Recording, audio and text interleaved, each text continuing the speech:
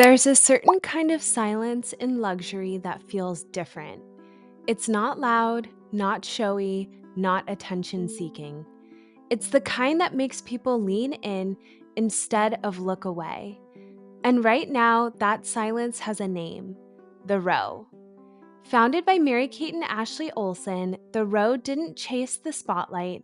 It built an entire world around stillness, precision, and restraint.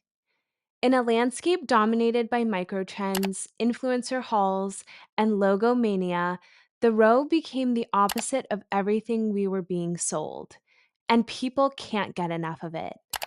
Today, we're breaking down why the row has captured so much attention, not through hype, but through something much rarer: authentic desire. We'll look at 5 reasons this brand resonates so deeply and how you can channel that same refined minimalism without spending $3,000 on a coat.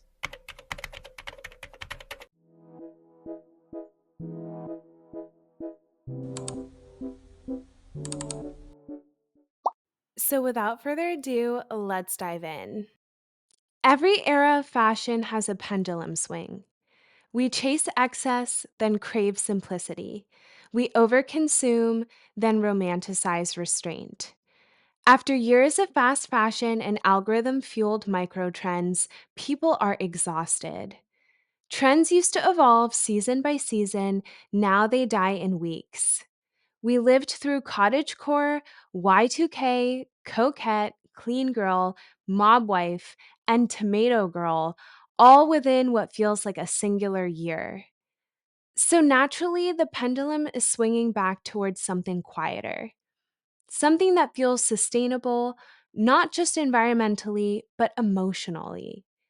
Enter the row, the modern embodiment of 90s minimalism.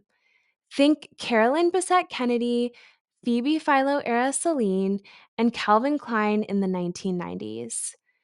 Understated silhouettes, thoughtful tailoring, a calm palette of ivory, black, navy, and camel. The row is luxury redefined, not about showing wealth, but having taste. It's the cool girl antidote to overconsumption: thoughtful, intentional, and quietly confident. Nostalgia and the facade of stability. Fashion always reflects emotion, and right now we're living through uncertainty, socially, economically, even aesthetically. When everything feels unstable, we reach for what feels stable. That's why there's a cultural yearning for the comfort of nostalgia. Those vintage Ralph Lauren campaigns, the old J. Crew catalogs, that American dream illusion of effortlessness and quality. Those ads show simplicity: families in cable knits, crisp Oxford shirts, neutral palettes, heritage backdrops. It wasn't about showing off, it was about belonging. The row taps into that feeling. Even though it's modern, it carries that same nostalgia, the yearning for consistency, tradition, and ease. When people see the row, they don't just see a cashmere coat. They see emotional calm. They see control. They see what they wish their life felt like. It's not about dressing for attention, it's about dressing for peace. Yearning for craftsmanship. Here's the truth: craftsmanship has become rare. Many luxury brands that once prided themselves on quality have quietly sacrificed it for profit margins. There was a time when buying Chanel, Gucci, or Prada meant lifetime pieces: hand finished stitching, heirloom construction. Now, you're paying for branding and marketing rather than superior make. It's why people are noticing that a Zara coat and a luxury brand coat can feel strangely similar, but one costs 20 times more. Even brands like Balenciaga or Burberry have faced criticism for quality inconsistencies in recent years. That's where the row found its opening. It doesn't chase trends, it doesn't plaster its logo. Instead, it obsesses over the make. Every seam, every fiber, every fold is intentional. Pieces are produced in Italy and France using old world methods, fabrics like double faced cashmere, fine silk crepe, Japanese wool. The tailoring is impeccable, quiet luxury in its truest form. And that attention to detail feels different. When craftsmanship becomes rare, it becomes aspirational again. Understated marketing. Luxury isn't just about price, it's about distance. The row understands that what you can't have often becomes what you want most.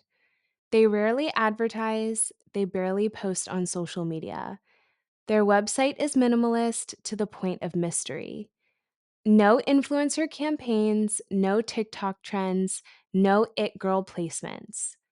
Instead, the row operates on what I call the art of absence. They don't tell you what to think, they make you feel something. Their campaigns look like art films: neutral palettes, moody lighting, slow pacing. Sometimes you barely even see the clothes.